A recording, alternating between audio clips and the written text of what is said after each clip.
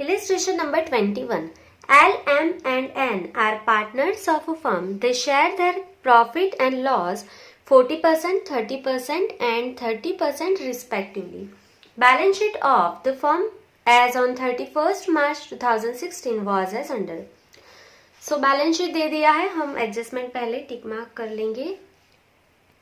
तो सबसे पहले दिया है M retires on 1/4/2016, terms of retirement were as under. सबसे पहले terms, M's share is to be distributed between L and N in the ratio of 3:2। देखो ये पार्ट 1 में ये जो लेसन स्टार्ट किया था तभी मैंने आपको फर्स्ट वीडियो में ही सिखा दिया था कि एम रिटायर हो रहा है, वो उसका जो शेयर है वो एल एंड एन को देके जा रहा है 3:2 रेशियो में। मतलब ये गेन का रेशियो हमें दे दिया है, सो हमें गेन का शेयर फाइंड करना होगा न्यू शेयर फाइंड करने के लिए। चलो तो ये मैं लास्ट में आपको सिखा दूंगी कैसे करना है। उसके बाद बैड डेब्ट्स 8000 है तो हम डेप्टर्स पे लिख लेंगे नंबर 2। डेप्टर्स पे आपको लिख लेना है नंबर 2।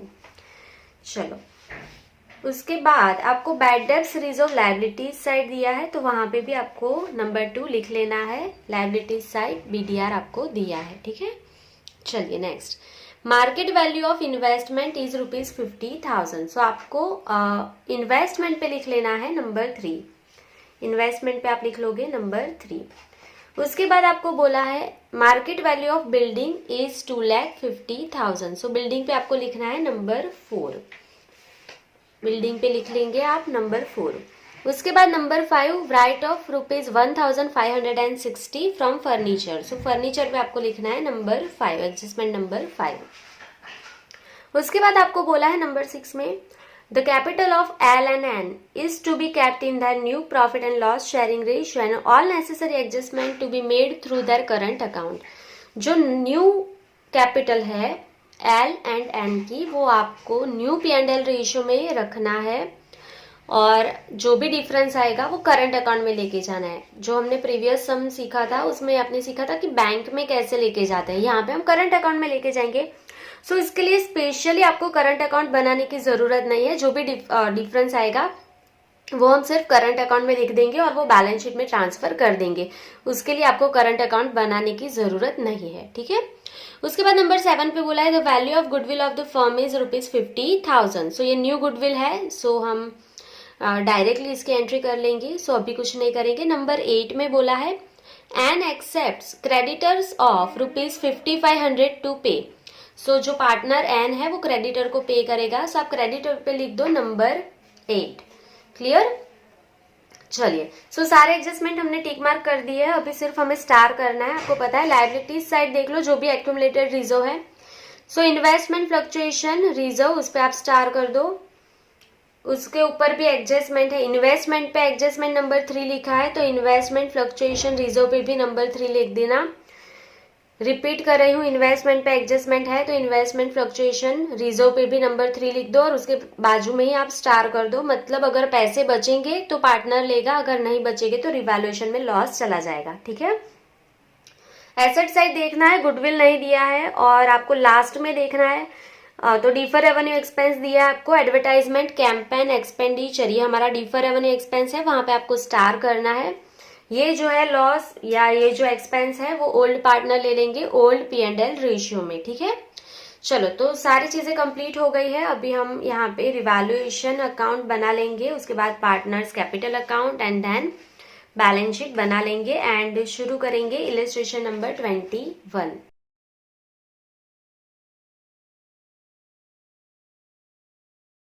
सो यहाँ पे मैंने revaluation account, partners capital account and जो आपकी बैलेंस शीट है आफ्टर रिटायरमेंट वो बना लिया है।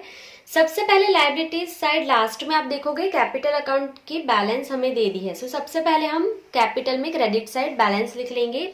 सो बाय बैलेंस ब्रोट डाउन। सो यहाँ पे हमें दी है एल की कैपिटल की बैलेंस है 1,80,000, एम की 1 लाख एंड एन की दी है अमाउंट 90,000। चलो सो ये कैपिटल अकाउंट आपका हो गया, आप टिक मार्क कर लेंगे।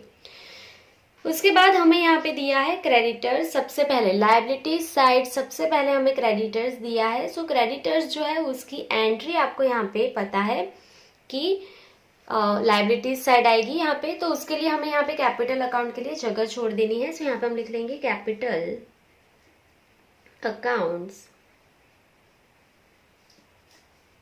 चलो अभी यहाँ पे कौन रिटायर हो रहा है, एम रिटायर हो रहा है, तो एल एंड एन, इसकी यहाँ पे कैपिटल आएगी। ठीक है, यहाँ पे एक दो लाइन छोड़ देंगे, उसके बाद हम यहाँ पे लिख लेंगे क्रेडिटर्स, और उस पे एडजस्टमेंट है, इसके लिए हम इनर कॉलम में लिख लेंगे क्रेडिटर्स 60,000।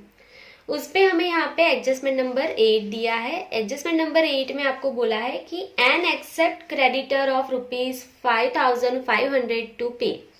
ठीक है, सो पार्टनर एन पे कर देगा क्रेडिटर, तो यहाँ पे हम माइनस कर देंगे, minus partner N pays 5,500 creditors. So outer column में जो अमाउंट चली जाएगी वो क्या हो जाएगी, 54,500। 60,000 में से 5,500 माइनस किया, सो आउटर कॉलम में कितना अमाउंट आया, 54,500। अभी ये जो पैसा है क्रेडिटर का वो कौन पे करेगा, एन पे करेगा। अगर ये पैसा एन पे करेगा तो हमें एन को पैसा देना होगा, तो उसके क्रेडिट साइड हम दे देंगे पैसा, क्योंकि ये क्रेडिटर को पैसा एन पार्टनर पे कर रहा है, तो हम उसे पे कर देंगे। सो यहाँ पे हम लिख लेंगे by creditors account, by creditors account, और एन को हमें देना है 5,500। एन ने क्रेडिटर को पे किया तो हम एन को पे कर देंगे 5,500। सिंपल सी चीज थी। चलो सो यहाँ पे आपका एडजस्टमेंट नंबर 8 जो है वो कंप्लीट हो गया, आप टिक मार्क कर लेना। चलो उसके बाद आपको यहाँ पे दिया है इन्वेस्टमेंट फ्लक्चुएशन रिजर्व, तो उसके पहले हमें इन्वेस्टमेंट देखना होगा और उस पर एडजस्टमेंट भी है, एडजस्टमेंट नंबर 3। सो पहले एडजस्टमेंट नंबर 3 रीड कर लो। तो एडजस्टमेंट नंबर 3 में बोला है market value of investment is 50,000। ठीक है, इन्वेस्टमेंट की मार्केट वैल्यू कितनी है, 50,000 है। तो यहाँ पे आप देखो इन्वेस्टमेंट, थोड़ी जगह छोड़ देंगे, उसके बाद यहाँ पे हम लिखेंगे इन्वेस्टमेंट, और इन्वेस्टमेंट जो है वो 60,000 है। आपको एडजस्टमेंट नंबर 3 में बोला है कि उसकी मार्केट वैल्यू 50,000 है, आउटर कॉलम में 50,000 है, तो यहाँ पे इन्वेस्टमेंट डिक्रीज हुए हैं कितने, 10,000। ठीक है, इन्वेस्टमेंट बैलेंस शीट में 60,000 है, आउटर कॉलम में मार्केट वैल्यू एडजस्टमेंट में बोला है 50,000 हो गए, सो 10,000 डिक्रीज हुआ है। उसके सामने आपके पास रिजर्व है 10,000। देख लो आपके पास रिजर्व भी कितनी है, 10,000 ही है, सॉरी रिजर्व 15,000 है आपके पास। आपके पास इन्वेस्टमेंट फ्लक्चुएशन फंड की रिजर्व 15,000 है, उसमें से 10,000 का लॉस दे दो तो अभी आपके पास 5,000 बचेंगे, और अगर आपके पास पैसा बचता है तो आपने स्टार किया है वो पार्टनर ले लेंगे। सो यहाँ पे हम लिख लेंगे by investment fluctuation fund account. चलो इसके लिए मैं कोई भी जर्नल अभी नहीं सिखा रही हूँ, आपको डायरेक्टली ये समझ आ गया होगा, बहुत बार हमने किया है। आपके पास 15,000 रुपीज है, उसमें से 10,000 डिक्रीज हो गया, वो माइनस कर दो तो 5,000 आपके पास बचेगा। ठीक है, उसको आपको ओल्ड रेशियो में डिस्ट्रीब्यूट कर देना है, एल एम एंड एन को। सो यहाँ पे आपको फर्स्ट लाइन में ही बोला है old ratio of L M and N. Profit जो है वो कैसे डिस्ट्रीब्यूट कर रहे हो वो लोग, 40%, 30% एंड 30%। सो उसका रेशियो क्या हो जाएगा, 4:3:3। ठीक है, रेशियो बहुत ही सिंपल है, 4:3:3। तो ये रेशियो में हम डिस्ट्रीब्यूट कर देंगे। क्लियर। सो यहाँ पे हम लिख रहे हैं 4:3:3। चलो सो 5,000 को डिस्ट्रीब्यूट कर देंगे, 5,000 डिवाइड बाय 10, इसका टोटल क्या होगा 10 into 4 is equals to. So यहाँ पे अमाउंट आपको क्या मिल जाएगी 2,000। 3 इज इक्वल्स टू 1,500, और यहाँ पे भी 1,500, यहाँ पे भी 3 है इसके लिए 1,500। सो ये हो गया आपका इन्वेस्टमेंट का एडजस्टमेंट जो भी था, एडजस्टमेंट नंबर 3, और इन्वेस्टमेंट फ्लक्चुएशन फंड भी आपका यहाँ पे कंप्लीट हो गया है। चलो सो आप टिक मार्क कर देंगे investment, investment fluctuation reserve and adjustment number 3 टिक कर ले। उसके बाद है bad debts reserve. So bad debts reserve पे हमने एडजस्टमेंट लिखा है नंबर 2, तो डेप्टर्स पे ही एडजस्टमेंट होगा। सो सबसे पहले हम डेप्टर्स लिख रहे हैं एसेट साइड, तो डेप्टर्स जो है कितने दिया है बैलेंस शीट में 80,000। सो डेप्टर्स की अमाउंट 80,000 है। अभी आपको एडजस्टमेंट नंबर 2 देखना है। एडजस्टमेंट नंबर 2 में आपको बोला है bad debts of ₹8,000 is to be written off. तो पहले बैड डेब्ट्स रिटर्न ऑफ कर देंगे, माइनस बैड डेब्ट्स 8,000। सो 80,000 में से 8,000 माइनस कर लो, सो 72,000। आगे आपको क्या बोला है, and provision for bad debts is to be kept at 10% and provision for discount reserve is to be kept at 5% on debtors. तो बीडीआर आपको 10% रखना है, तो माइनस लिखेंगे बीडीआर 10%। 72,000 का 10% क्या होगा, 7200। इनर कॉलम में लिखेंगे माइनस करके 64,800 minus discount reserve on debtors, DRD जिसको हम बोलते हैं, minus discount reserve on debtors is 5%। ये 5% कैलकुलेट करना है, तो 64,800 उसका 5% क्या होगा, 3,240 माइनस करके आउटर कॉलम में लिख लेंगे। सो आंसर आपका आउटर कॉलम में आएगा 61,560। क्लियर। चलिए, सो ये आपका क्या हो गया, डेब्टर्स पे बैड डेब्ट्स का एडजस्टमेंट हो गया। पर आपको बैड डेब्ट्स रिजर्व जो है वो आपको ऑलरेडी यहाँ पे बैलेंस शीट में लायबिलिटीज साइड दी है, तो वो चेक करो अमाउंट, वो 10,000 आपको दी है अमाउंट। ठीक है, तो देखो उसका मतलब क्या होता है, तो यहाँ पे आपको बैड डेब्ट्स हो गई 8,000, आपको न्यू बीडीआर रखना है 7,200। देखो आपके पास सिर्फ 10,000 बीडीआर है, उसमें से लॉस तो आपको 8,000 हो गया। नहीं समझ में आ रहा है जिनको, उसके लिए यहाँ पे मैं लिख के समझा देती हूँ वर्किंग नोट्स में। एडजस्टमेंट नंबर 2, एडजस्टमेंट नंबर 2, आपके पास बीडीआर बैलेंस शीट में जो है ओल्ड बीडीआर जिसको बोलते हैं वो 10,000 रुपीज है, उसमें से आपको बैड डेब्ट्स का लॉस हो गया 8,000। सो माइनस हम लिख रहे हैं बैड डेब्ट्स। सो ये आपको लॉस हो गया 8,000। अभी इसको माइनस करो तो अभी आपके पास सिर्फ 2,000 रिजर्व है, उसमें से न्यू बीडीआर आपको रखनी है, न्यू बीडीआर।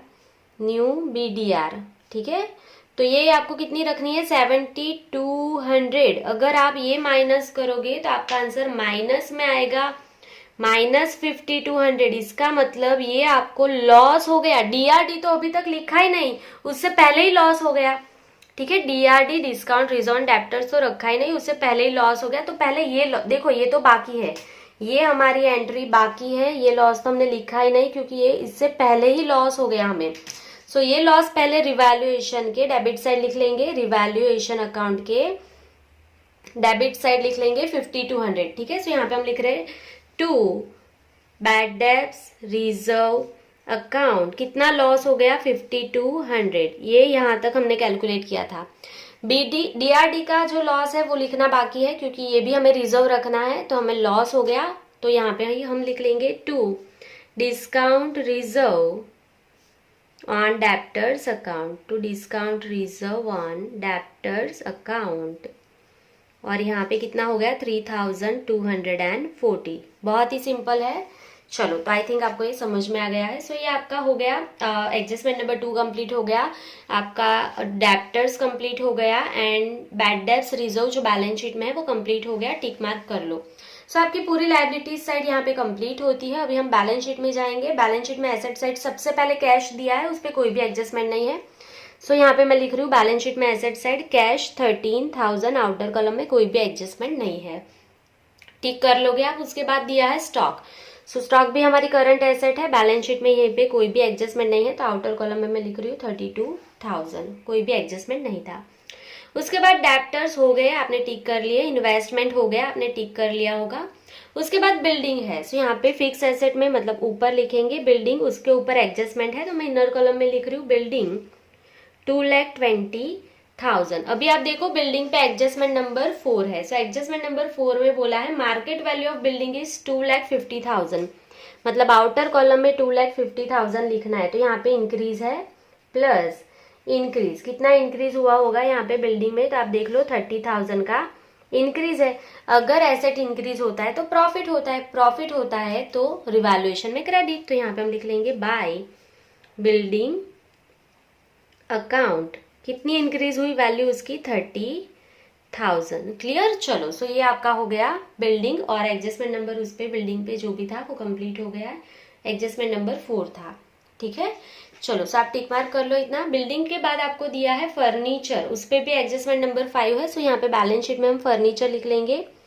सो फर्नीचर जो है उसकी अमाउंट आपको बैलेंस शीट में दी है 30,000, हम इनर कॉलम में लिख रहे हैं 30,000। उस पर आपको एडजस्टमेंट नंबर 5 कैलकुलेट करना है। राइट ऑफ 1560 फ्रॉम फर्नीचर, सो यहाँ पे हम माइनस कर देंगे रिटर्न ऑफ 1560, क्या है अमाउंट, 1560 है, 1560। सो 30,000 में से 1560 हम माइनस कर लेंगे। इस आउटर कॉलम में जो फर्नीचर है उसकी अमाउंट क्या जाएगी यहाँ पे 28,440। सो फर्नीचर अगर आपने रिटर्न ऑफ किया है, फर्नीचर की अमाउंट आपने माइनस की है, तो हमें लॉस हो गया। अगर हमें लॉस हुआ है तो यहाँ पे कौन से साइड लिखेंगे, डेबिट साइड लिखेंगे। लॉस है तो रिवैल्यूएशन में डेबिट साइड। सो यहाँ पे हम लिख लेंगे to furniture account, to furniture account, और कितना रिटर्न ऑफ कर दिया आपने, कितना लॉस हो गया 1560। ठीक है, आपको लॉस हो गया 1560। सो फर्नीचर हो गया, टिक मार्क कर लो, और उस पे आपका एडजस्टमेंट नंबर 5 था वो भी हो गया, तो आप उसको टिक मार्क कर दो। उसके बाद दिया है एडवर्टाइजमेंट कैंपेन एक्सपेंडिचर 20,000। सो आपने स्टार किया है, ये हमारा डिफर रेवेन्यू एक्सपेंस है। तो ये लॉस किसको मिलेगा, पार्टनर को मिलेगा, तो पार्टनर को डेबिट साइड मिलेगा। आपको पता ही है एसेट साइड जो भी होगा लॉस वो डेबिट साइड लिखा जाएगा। सो यहाँ पे हम लिख रहे हैं to advertisement campaign expenditure account, और उसकी अमाउंट 20,000 है। उसको आपको ओल्ड P&L रेशियो में शेयर करना है 4:3:3 में। So 20,000 divide by 10 into 4 is equals to 8,000, 3 is equals to 6,000। So यहाँ पे 6,000 एंड 3 अगेन 6,000 हो गया 20,000 का डिस्ट्रीब्यूशन। सो यहाँ पे आप देख लो बैलेंस शीट में एसेट एंड लायबिलिटीज साइड जितना भी आपको दिया था वो कंप्लीट हो गया है। सो अभी एडजस्टमेंट में जो कुछ भी आपका बाकी है वो हम देख लेंगे। सो सबसे पहले adjustment number 2nd, 3rd, 4th, 5th ये कंप्लीट हो गया है, आप इतना टिक मार्क कर लो, और एडजस्टमेंट नंबर 8 भी कंप्लीट हो गया है।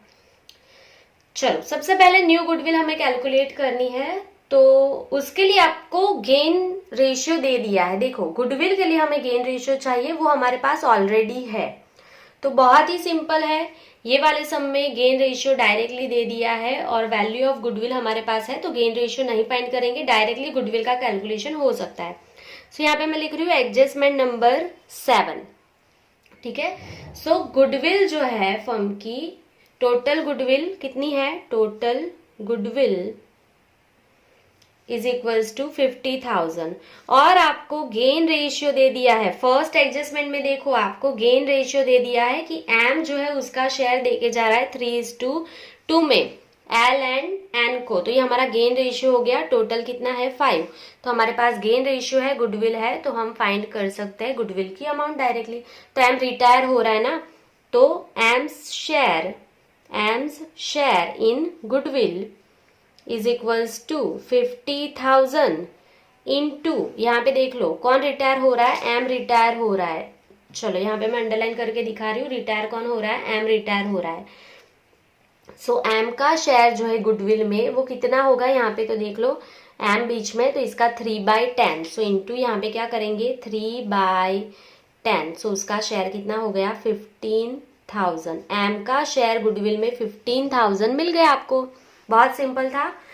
तो एम का शेयर आपको गुडविल में मिल गया, तो आप उसको गेन रेशियो में डिस्ट्रीब्यूट कर दो, तो ये दोनों को गेन हो रहा है, तो ये पैसा दोनों दे देंगे आपको। जर्नल बहुत अच्छे से आती है, जो गेन करेगा गुडविल के टाइम पे वो डेबिट होता है, और जो सेक्रीफाइस करता है वो क्रेडिट होता है, और जो रिटायर होगा वो भी क्रेडिट होता है।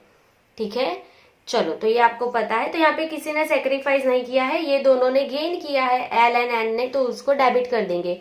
सो L's capital account debit, L's capital account debit, N ने भी यहाँ पे गेन किया है, तो यहाँ पे एन्स कैपिटल अकाउंट डेबिट टू, कौन रिटायर हो रहा है, एम, किसी ने सेक्रीफाइस नहीं किया है ये वाले सम में, तो कोई क्रेडिट नहीं होगा, टू एम्स कैपिटल अकाउंट। अभी देख लो यहाँ पे कैसे कैलकुलेट करेंगे, तो एम को देना है 15,000, सो यहाँ पे मैं लिख रही हूँ एम को दे देंगे 15,000, और ये दोनों डिस्ट्रीब्यूट कर देंगे गेन रेशियो में। जो हमारे पास पहले से ही अवेलेबल है 3:2 में।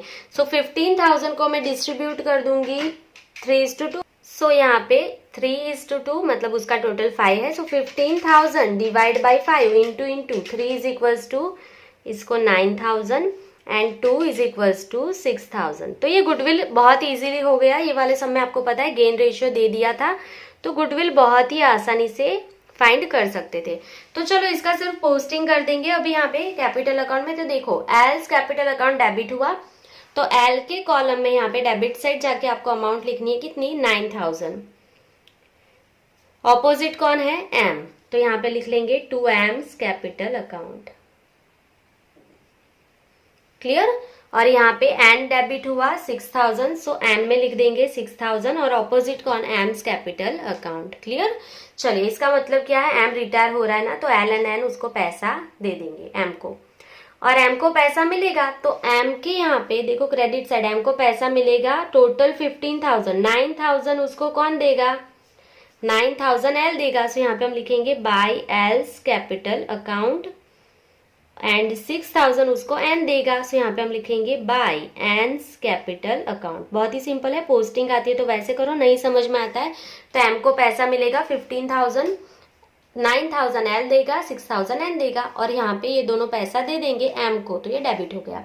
तो गुडविल की जर्नल आपकी कंप्लीट हो गई है। एडजस्टमेंट नंबर 7 आपका कंप्लीट हो गया है, आप टिक मार्क कर दो। सो अब जो मेन चीज हमारी बाकी है वो है कैपिटल को कैलकुलेट करना, capital ratio. So capital ratio calculate करने के लिए आपको यहाँ पे गेन रेशियो नहीं चाहिए, गेन का शेयर चाहिए।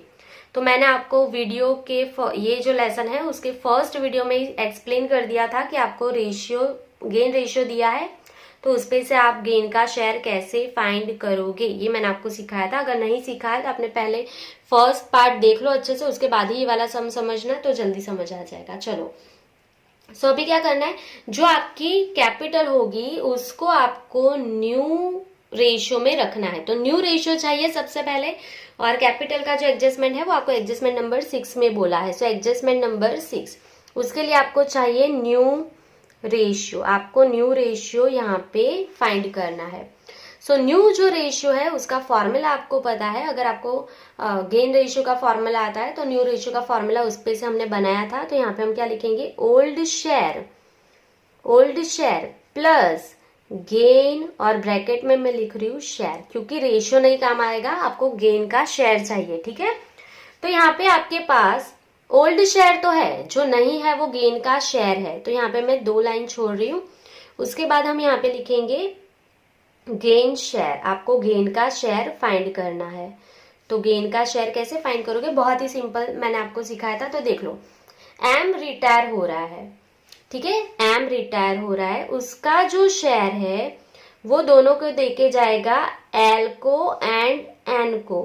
ठीक है, ये आपको फर्स्ट एडजस्टमेंट में बोला है, उसी पे से गेन शेयर फाइंड करेंगे। देखो एम रिटायर हो रहा है, वो उसका जो शेयर है प्रॉफिट का वो एल को एंड एन को देके जाएगा 3:2 में, 3:2 में देके जाएगा। तो इसको 3 मिलेगा, इसको 2 मिलेगा, तो टोटल उसका 5 हुआ। तो मैंने सिर्फ डिवाइड बाय 5 लिखा, क्योंकि हमें शेयर फाइंड करना है। ठीक है, तो एम का जो शेयर है वो एल को 3/5 में मिलेगा, और एम का जो शेयर है वो एन को 2/5 में मिलेगा।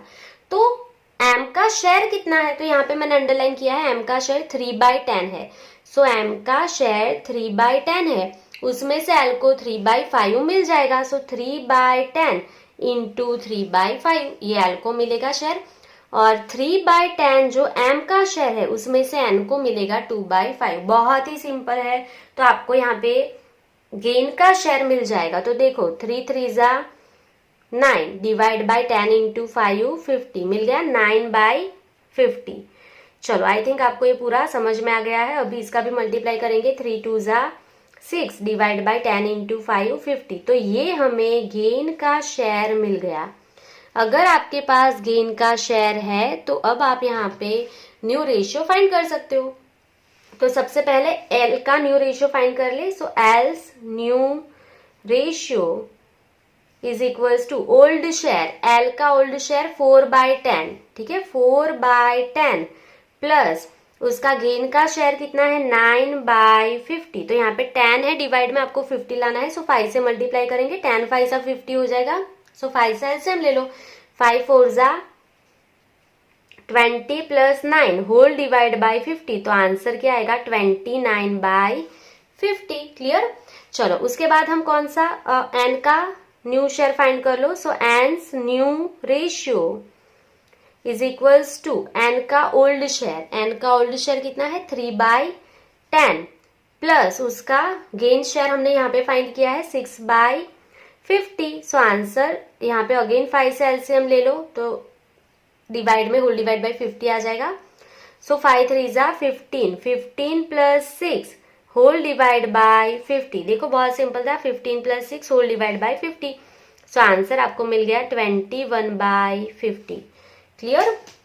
सो ये मैं पेंसिल से बॉक्स बना रही हूँ, ये हमने फाइंड किया था गेन का शेयर।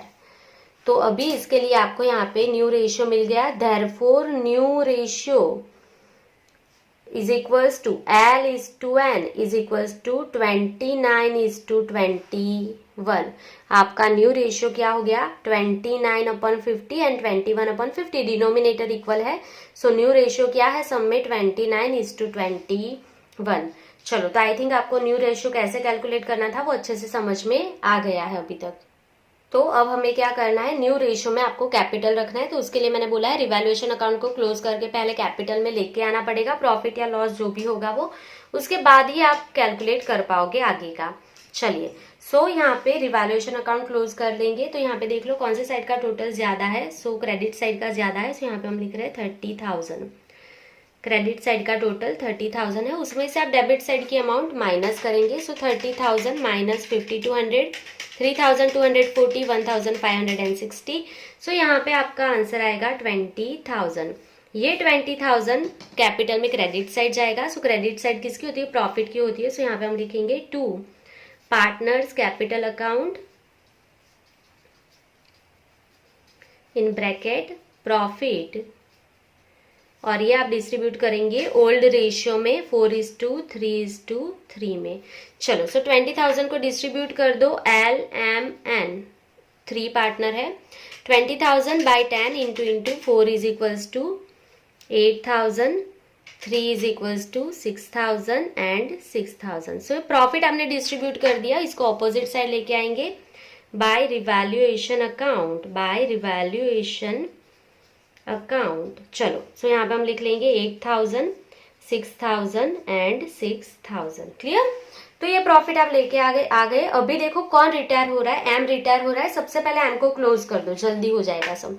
एम को क्लोज कर दो। क्रेडिट साइड का टोटल कर रही हूँ मैं पहले एम का, क्योंकि एम जाने वाला है। सो एम का क्रेडिट साइड का टोटल कर रही हूँ। सो यहाँ पे मुझे टोटल मिल गया 1,22,500, 1,22,500। उसमें से 6,000 माइनस करो। सो एम को हमें यहाँ पे अमाउंट देनी है 1,16,500। तो उसको हम पैसा नहीं दे रहे, तो इसकी लोन हो जाएगी to M's loan account. M की लोन जो है वो हमारे लिए लायबिलिटी है, बैलेंस शीट में यहाँ पे हमने जगह रखी है। यहाँ पे लिख लेंगे एम्स लोन अकाउंट, और एम की लोन हम यहाँ पे लिख देंगे कितनी आई 1,16,500। क्लियर। चलिए तो एम क्लोज हो गया। अभी बात करते हैं एल एंड एन की। एल एंड एन की जो भी कैपिटल आएगी उसको हमें, उसका जो टोटल है वो हमें कैसे रखना है, न्यू रेशियो में रखना है। तो बहुत ही सिंपल सी चीज है। तो पहले एन का जो क्रेडिट साइड का टोटल है वो चेक कर लेंगे, 90,000 प्लस 5,500 प्लस 1,500 प्लस 6,000। सो यहाँ पे आया है 1,03,000। ठीक है, इसका क्रेडिट साइड का टोटल हमने किया है। एन का जो आया है 1,03,000। सो यहाँ पे मैं लिख रही हूँ, देखो वर्किंग नोट्स में अभी यहाँ पे लिख के दिखा रही हूँ, यहाँ पे जगह नहीं है, आपको कंटिन्यू करना है, मैं यहाँ पे लिख रही हूँ। सो न्यू कैपिटल उसके लिए अभी क्या करना है, तो आपको सबसे पहले एल्स न्यू कैपिटल, और यहाँ पे हम लिखेंगे एंस न्यू कैपिटल। सो एन का क्रेडिट साइड का टोटल आया है 1,03,000 माइनस उसका डेबिट साइड। देखो क्रेडिट साइड के टोटल में से डेबिट साइड का टोटल माइनस करते तो 6,000 प्लस 6,000 12,000 माइनस कर दो। तो एल की एक्चुअल कैपिटल हम यहीं पे लिख देते ना, वो कितनी होती सो 1,03,000 माइनस 12,000, सो एन की कैपिटल अगर हम माइनस करके लिख देते तो वो 91,000 होती, पर हमें उसको न्यू रेशियो में डिस्ट्रीब्यूट करना है तो ये हम नहीं लिखेंगे, वर्किंग नोट्स में लिखा। सेम वे में एल की फाइंड कर लेंगे। एल का क्रेडिट साइड का टोटल पहले यहाँ पे लिख रही हूँ। सो 1,80,000, 2,000 एंड 8,000। सो यहाँ पे एल का टोटल आया है आपका 1,90,000। उसमें से हम डेबिट साइड का टोटल एल का माइनस कर देंगे। 8,000 प्लस 9,000 क्या हो गया? 17,000। सो यहाँ पे 17,000 माइनस करो तो एल की कैपिटल आई 1,73,000। तो इन दोनों की जो टोटल कैपिटल है उसको हमें न्यू रेशियो में लिखना है। तो यहाँ पे दोनों का टोटल किया मैंने, सो आंसर मिला 2,64,000। हमें आंसर मिल गया 2,64,000। इसे हम न्यू रेशियो में डिस्ट्रीब्यूट कर लेंगे, मतलब 29:21 में, और 29:21 उसका टोटल क्या है न्यू रेशियो का आपका यहाँ पे। तो यहाँ पे मैं टोटल लिख लेती हूँ 50। ठीक है, इसका टोटल हो गया 50। तो यहाँ पे उसको डिस्ट्रीब्यूट कर देंगे, ये एल है और ये एन है। So 2,64,000 upon 50 into 29 is equals to, so यहाँ पे एल की जो है वो कैपिटल कितनी है new? 1,53,120 and 21 is equals to N की कैपिटल 1,10,880। तो ये हमने सिर्फ रेशियो में डिस्ट्रीब्यूट किया तो आपको न्यू जो है कैपिटल मिल गई। ये ओल्ड कैपिटल थी, ये हम नहीं रख सकते, उसको न्यू रेशियो में ही रखना है। तो हमने न्यू रेशियो फाइंड किया था 29:21। यहाँ पे देख सकते हो आप लोग 29:21, उसी में आपको न्यू कैपिटल रखना है। तो ये जो टोटल आया है उसको मैंने सिर्फ 29:21 में कैलकुलेट कर लिया। तो ये जो मिला वो हमारी यहाँ पे कैपिटल है। सो यहाँ पे हम लिख लेंगे 2, थोड़ी ही यहाँ पे जगह छोड़ देंगे क्योंकि करंट में एडजस्टमेंट लेके जाना है, जो भी डिफरेंस आएगा वो। सो यहाँ पे हम लिखेंगे to balance credit down. L का बैलेंस आया है 1,53,120, एम तो निकल गया, और एन का बैलेंस आया है 1,10,880। अभी सिंपली करना क्या है, तो अभी देखो यहाँ पे हमने क्रेडिट साइड पे अमाउंट लिख दी। अभी देख लो कौन से साइड का टोटल ज्यादा है। तो एल का ना क्रेडिट साइड का टोटल लिखा था 1,90,000, यही ज्यादा है। देख लो कभी भी किसी भी साइड का टोटल अभी ज्यादा आ सकता है, दोनों साइड चेक करना है। तो देखो एल का ना क्रेडिट साइड का ही ज्यादा है, 1,90,000 हो रहा है। तो यहाँ पे मैं लिख रही हूँ 1,90,000 और यहाँ पे भी लिख रहे हैं 1,90,000। सो 1,90,000 में से अगेन ये सारी चीजें डेबिट साइड की माइनस कर देंगे, और जो डिफरेंस आएगा वो आपको करंट अकाउंट में लेके जाना है। जो पहले हम लेके गए थे ना वो बैंक में लेके गए थे, इससे आगे जो हमने सम किया था उसमें, ये वाले सम में हम कहाँ लेके जाएंगे? करंट अकाउंट में, क्योंकि क्लियरली बोला है। सो इसका जो डिफरेंस आया 19,880, यहाँ पे लिखेंगे टू करंट अकाउंट। ठीक है, टू एल्स करंट अकाउंट, और ये ऑपोजिट साइड जाएगा, मतलब क्रेडिट साइड जाएगा। क्रेडिट साइड किसकी होती है? लायबिलिटी की होती है। तो यहाँ पे हम लिख लेंगे एल्स करंट अकाउंट 19,880। ठीक है, तो एल का मिल गया। अभी एन देखो, एन का कौन से साइड का टोटल ज्यादा हो रहा है? तो एन का ना 1,10,000 यहाँ पे लिखा है, तो एन का डेबिट साइड का ज्यादा है। तो एन का डेबिट साइड का टोटल करो।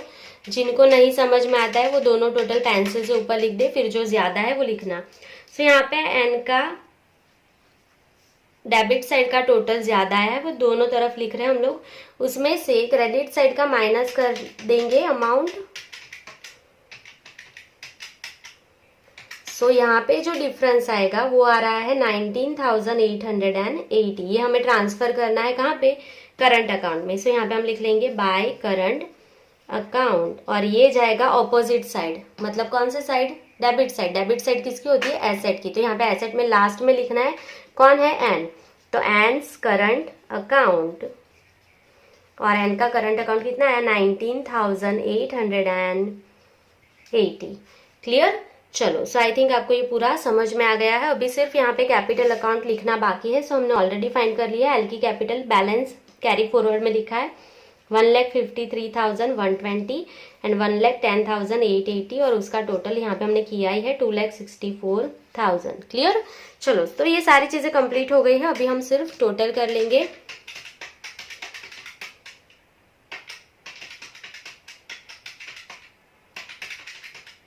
सो यहाँ पे जो लायबिलिटीज साइड है उसका टोटल आया है 4,54,880। एसेट साइड भी इतना ही आना चाहिए, चेक कर लेंगे। सो सिर्फ टोटल कर रहे हैं हम लोग।